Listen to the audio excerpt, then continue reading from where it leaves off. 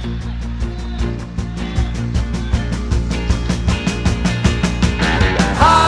town, going down to hockey town, whoa, whoa.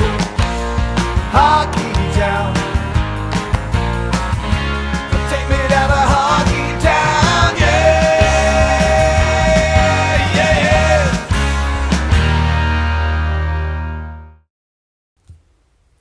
Hello, hockey fans. This is the Minnesota Hockey Connection. We're on the air at PACT-TV Studios. It's Monday, November 1st, 2021. Well, the Wild are starting to show who they are, it looks like. I don't think they're a top team in the National Hockey League right now. I think if they can get some of those young kids that are down in Iowa to play, bring them up in a few weeks, and they can help the team, but we need some goal scorers. Right now, the top two players on the team that I thought would be the goal scorers, Kevin Fiala has 1 goal, and their top player, who's getting $9.5 million a year, the Russian kid, Kirill Kaprizov, and he's had no goals, 6 assists. So we need some goals from those two players. The Wild lost their last 2 games. They lost to Seattle, and then they went down and played Colorado and Denver, and they lost to them. So they're having a little problem right now, but they're home tomorrow night, Tuesday, November 2nd, and they play Ottawa. And I think this is the chance, being home and regroup, and I think they can come back out and start winning again. But right now, they're 5-3, which is not bad, but 4 of the 5 wins were overtime games, so I have a little concern there, so we'll see. And a little more on this week. The Wild got Ottawa tomorrow night, and then they go to Pittsburgh and play the Penguins.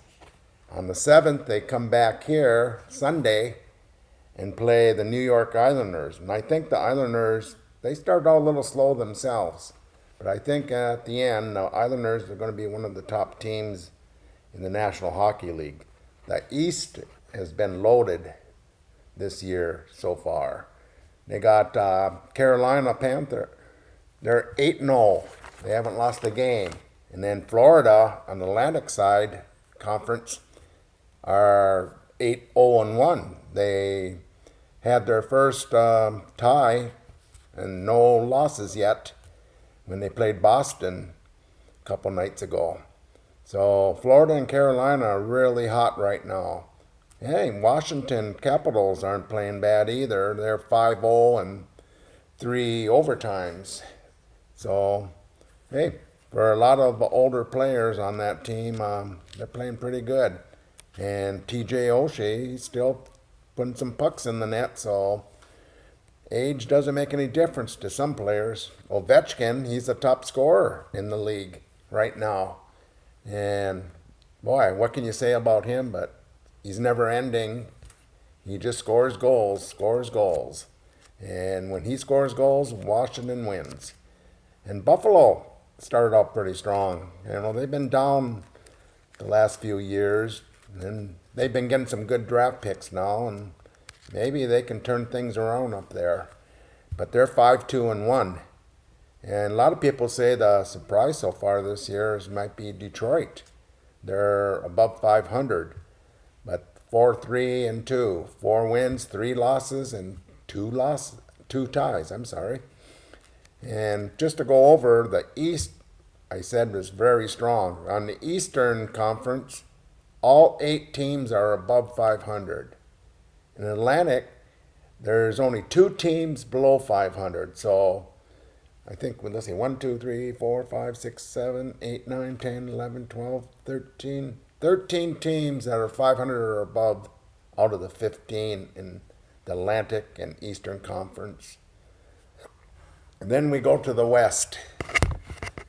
We got St. Louis, 6-1, starting out real well. Winnipeg is starting to come back. They lost a couple in the beginning of the year, but now they got 4 wins and 2 ties now. So they're 4-2-2. On the Pacific side, we got Calgary 6-1-1 and Edmonton 6-1. So the Canadian teams are a little stronger this year, looks like. And like I said, Minnesota is 5-3, and San Jose on the Pacific side is 5-3. But then all the rest of the teams are 500 or below, and 2 of the teams in the Western Division, Chicago and Arizona, have not won a game yet. Chicago's 0-7-2, and Arizona's 0-8-1. So they got a lot of work to do on those 2 teams, and we know with a lot of the problems they had with that one player 10 years ago in the locker room with the video guy, that some big shots, the general manager and that resigned, and the old coach who was down in Florida, he resigned over this. So there's a lot of news on that, and it's going to be a lot more coming out on this too, because I think there's going to be some big hefty lawsuits on this one, but we'll see. And just going over on Minnesota players so far this year that scored goals, leading the pack, I can't believe it, TJ Oshie. I mean, he's the War Road kid in North Dakota in college. He's got 4 goals. And he has an old teammate from War Road, Brock Nelson. He's got 2 goals for the New York Islanders. And he played up at North Dakota too. But then we got Cloquet's Carson Kuhlman's got a goal. Blaine's Nick Bukestad. This is where they played their high school. Nick Bukestad. Derek Steppen, Hastings boy, but he played most of his high school over at Shattuck. Anders Lee, he played his 8th grade at St. Thomas Academy. He's got a goal. And then he went to Edina for his last 4 years. Travis Boyd, a Hopkins boy. He went to the development team after 1 year at Hopkins, and so he's got a goal. Justin Falk, South St. Paul. He went to the development team too. He has 2 goals. Brock Besser, Burnsville, up in Vancouver. He played at North Dakota. He's got 2 goals. Jake Genzel, Hill Murray. And then he played at Omaha. He's got a goal. Ryan McDonough, state champion team at Cretin, 2007, I think. He's got a goal. Eric Johnson, he just scored a goal against the Wild the other night for Colorado. He played for the Gophers 1 year, and then he was the number 1 pick in the draft. And he's been around, about 15 years. I think it was a 2006 draft. And then Derek Forberg, the Duluth East boy, who also played at North Dakota. He's got a goal for the Boston Bruins.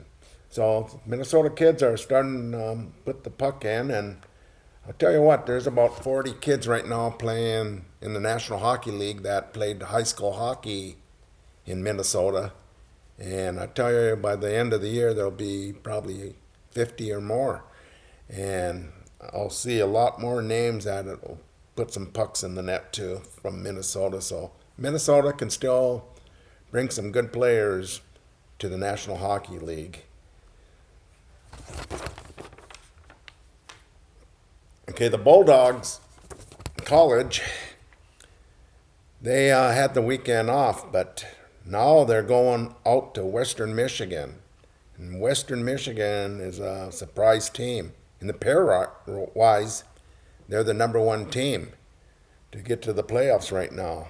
But they're only 13th in the USCHO polls. But I'll tell you what, the Bulldogs will have their hands full this weekend, and both games will be at 6 o'clock and Friday and Saturday. So they'll get back after having a weekend off. And if they can just get a split, I think it would be a good weekend for them because Western Michigan is going to be a tough team for them. I was down at the Gophers game Saturday night with Notre Dame. And Notre Dame had 7 Minnesota high school players, former high school players that were on in the lineup. And boy, all of them looked pretty good. They got 2 Janeckis from Maple Grove. They got Boltman from Edina. They got another forward. I can't think of his name right now. He played for down in Edina too. And then they had EP, Eden Prairie boy that played his high school hockey at Eden Prairie. And Lieberman was his last name. And he's the assistant captain on the team too, so he's had a good career. Couldn't believe that Lieberman is a senior already. Seems like yesterday he was playing for EP. But the Gophers finally looked pretty good on their series against Notre Dame. Notre Dame's a very good team, and they got a goalie that played at Benel. That's their starting goalie, Bishop, and Ryan Bishop. And he had a pretty good weekend, really. It wasn't his fault they lost the games, but so he's getting a lot of time playing for the Notre Dame. And Notre Dame will be a lot better team by the end of the year, I'll guarantee you that. I was down in at the Elite League, and I was talking to a few college coaches and junior coaches, and we're talking about high school hockey. And high school hockey, the practices start in 2 weeks, November 15th, and everyone's getting excited about this. But as we were talking, a lot of us have a vote in Mr. Hockey. And usually before the season starts, we'll have 7, 8 players that should be on the list for, let's say, the top 10 players in the state for Mr. Hockey. And as we were talking, none of us could put 5 on that list right now. This is the first time in 30 years for me that I can't. So it looks like, there are a lot of good players, but we just don't know who the top players are right now in the seniors. It seems like it's going to be a junior class this year, very strong in the junior class. And a lot of the teams that I like will have some of these top junior players. And just thinking that it's going to be open for all these teams in AA, where who's going to win the state tournament, you can draw it out of a hat. But if I was going to put some teams up there in my top 5 to start the season, I probably would start with Cretin Durham Hall, number 1. And because they have all their players back from last year that were contributing players. And number 2, I'd probably put Maple Grove. They had some top kids in the Elite League, and one of the top kids is a junior, last name Gunderson. I like him a lot. And they were a very strong team. I thought they could have won the whole thing last year, and Lakeville South beat them on the Friday night game, so semis. So Maple Grove will be strong again this year. Number 3, I think I'm going to go with Hill Murray. They got some good forwards. They got a couple D that I like, but I think their strong point's going to be their goalie. Last name was Erickson. He played in the Elite League, and when he first started the season this year, he wasn't too hot at first. But I tell you what, the second half of the season, he was the best goalie in the Minnesota Upper Midwest Elite League by far. And I think their team just won playoffs for the league that ended this weekend. I was down there on Saturday morning, and then I went to the Gopher game. But going on, 4 and 5. Who would I have? I think I like Edina, number 4. They have a lot of good kids, and they big program, great coaching. I mean, Edina's always up there. It seems like in the last top 10 all the time. So, but I think they got a chance to run for the championship again this year. And number 5, it's a junior strong team, Moorhead. Moorhead, I really like this team in the Elite League. If they can have a good goalie, I think by the second half of the season, they can be one of the top teams in the state. And the only other North team I like was Grand Rapids. And Grand Rapids, I'm talking double A now, not A, because there's some really good teams in Class A in the North. But Grand Rapids had 9 kids in the Elite League. They had their goalie, they had 3D, and they had 5 forwards that I really liked. And once in a while they had another forward that came in just to replace someone. There was an injury or something like that. So they're going to be a very strong team. And Rapids picked up a kid that played for Duluth East last year. Family moved up in the Rapids area. Caden Nelson.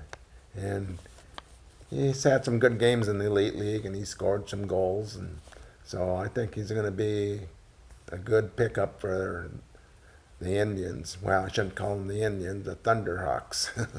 Can't call them the Indians no more. So Grand Rapids, I'd say I'm going to put them about 7. So other teams I like in the top 10, they'll probably be 6 through 10. I like Prior Lake. I like Wayzata. I like Benil. Benil had 3D in the Elite League, and they had 3 forwards. So Benil's always been a strong team in the last 10 years. And I see that going on right now.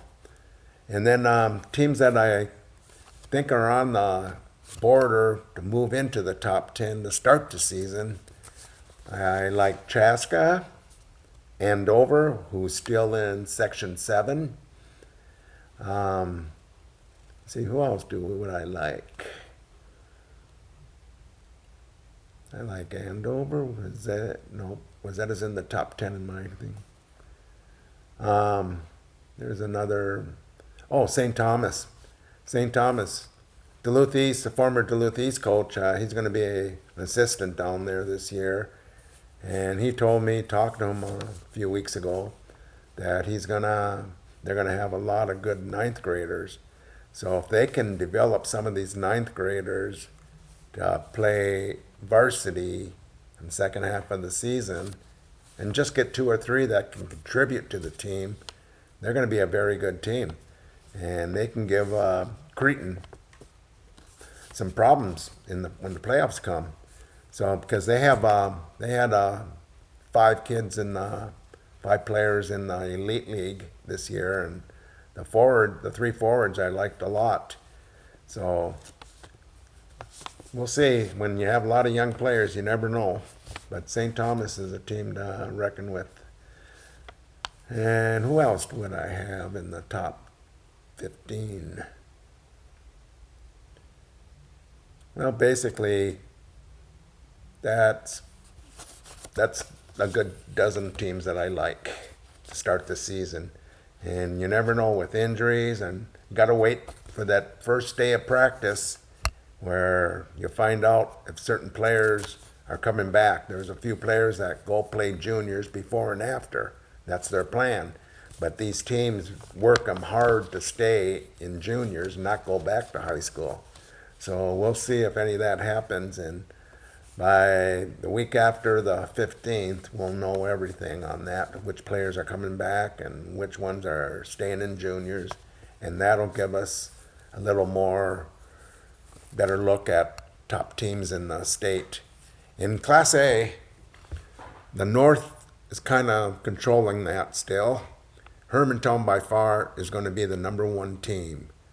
Last year, Gentry Academy won the state tournament in Class A, but they moved up to Class AA, and they'll be in Section 4 with Hill Murray and Stillwater and White Bear Lake. So they're out of the Class A now. So Hermantown looks very good and very strong and very deep on their team. And plus they picked up a really good goalie from Duluth East, and he'll be a sophomore, and he'll be fighting for the starting job up at Hermantown for the Hawks. And the Hawks, what I like about them, they got a very strong schedule. And I always believe this, when you have strong schedules, you can develop a lot better than having a weak schedule.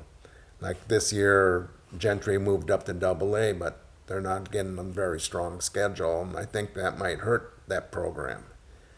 But other teams I like, just in Section 7A, is Duluth-Denfield.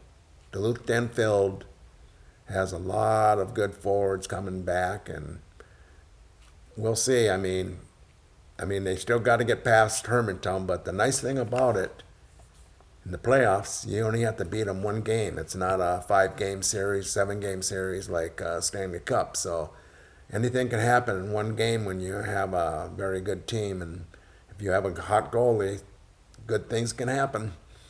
So we'll see on 7A. But outside of those two teams, I don't see anyone right now that's going to compete for the championship in Section 7. But you never know how some of these teams do in the beginning of the year and injuries and that. Over on Section 8A, I really like Warroad and East Grand Forks. They have a lot of good players. In the Elite League, Warroad had 3 defensemen. So, plus they got one of the best forwards in the state that's coming to UMD. So they got some kids that can play, and up there they're all rink rats because they got the key to the building. They can go in there every night, anytime they want, and they want to skate. So it's a nice thing they have up there north. I think Roseville does the same thing. So it's nice to have that opportunity to get ice time inside a building when it's snowing or 30 below. And another team, East Grand Forks, they losing one player that's left early to play juniors. But I see a lot of good players coming back, so I think they'll compete very well. In the Twin Cities in Class A, I see Montemita. I think Breck might be back in the top 10. Delano should be all right. And the outskirts, I think maybe Little Falls can still have a decent team. They lose their goalie. I think that was the coach's son that played for them. But Little Falls might be all right. And boy, and down south I don't know too much, like the Mancadles and the Burns, and I've been to the state tournament recently, and I don't know too much right now, but in about 3 weeks I'll look at some of the stuff that's going on down there, who's returning and who's the scorers and that. So high school hockey, I'm getting pretty excited myself. Even though I go to a lot of about 30 Wild games and 45 D1 men's college games, I love high school hockey. You see the kids, how they improve, develop, and then where they go. And when I see a kid that's good, I tell a lot of these recruiters and pro scouts that keep an eye on this kid, keep an eye on that kid, and then hopefully that gives them a better opportunity to play hockey after high school. And that's most of these kids' dreams, are to play hockey after high school. So, Mr. Hockey, I don't know who to pick right now, but I'll tell you what, by the first of the year, I'll give you my top 5 players, skaters. Goalies, I like the Erickson kid right now. From there, I just don't know. But I like the Erickson kid from Hill Murray. And that's for the Frank Brinzik Award for the best goalie, senior goalie.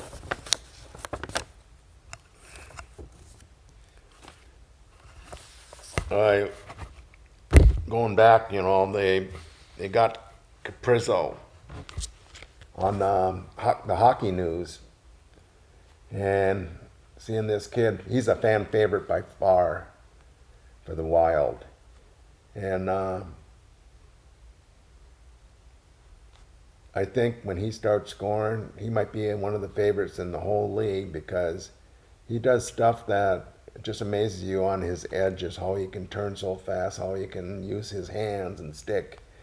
It's just amazing sometimes. So I think once he starts scoring, you're going to love this kid. So it's just a little slow getting started so far this year. Only 6 assists.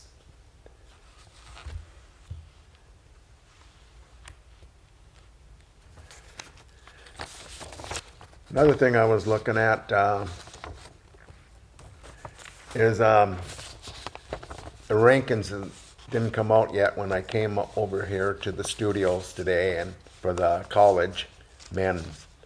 But I know Bemidji State split this weekend. Duluth and St. Cloud, UMD and St. Cloud State did not play this weekend. But all these teams in Minnesota, Minnesota State, Duluth, St. Cloud State, Bemidji State, the Minnesota Gophers, those 5 teams are all 4 of them are in the top 10, and Bemidji State's in the top 20. So, and all these teams have a lot of former Minnesota high school players, and that's why it's so much fun to get out and see some of these college games. And I'll tell you what, some of like the Gopher Stadium, I don't know why people don't want to go there now. It's a lot better entertainment. They got a lot better team, and they're playing some teams that have a lot of Minnesota players too. So I'd get out there and see some college games in the state because there is a lot of Minnesota high school players, or former high school players, I mean, that are playing, and it's good to see them still playing, and some of them are going to go pro. So get out there because I see there's seats in a lot of these places, like the Gophers, and UMD was sold out against the Gophers, so even the UMD has seats. So, okay, that's it for today, and we'll be back in 2 weeks for the Minnesota Hockey Connection. I want to thank the producers, Vicky, Liz, and Jim at the PACT-TV studios, and we'll see you in 2 weeks. Thank you.